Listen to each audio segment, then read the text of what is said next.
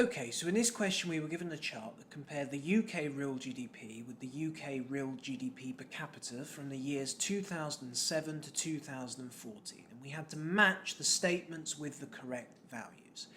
So we were asked first of all to identify the period in which there was the lowest real GDP value recorded during this period. So because we're looking at real GDP, we're interested in the green line.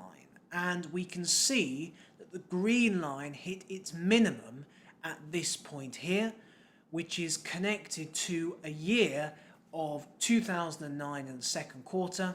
And if we read off the value at that particular year, we get a value of 92.8. So therefore the correct figure is 92.8 in the second quarter of 2009.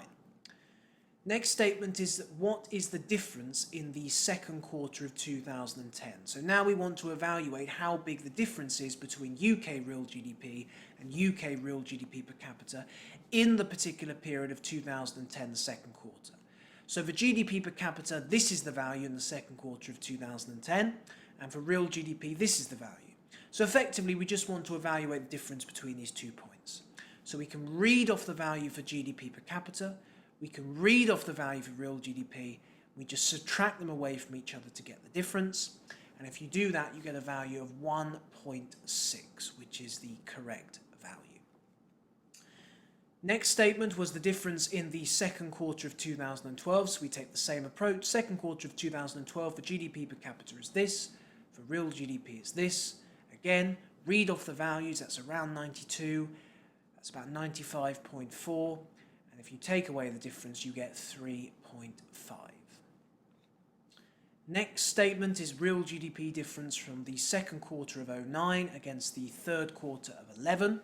But now we're looking at the real GDP difference, how much GDP has changed from those quarters. So first of all, we want to identify the value of GDP in the second quarter of 2009, which as we've already seen is 92.8, because that's at its minimum. And then the third quarter of 2011, we can read off the value, which is just below 96. If we take the difference between the two, we get 3.1, and that is the correct value.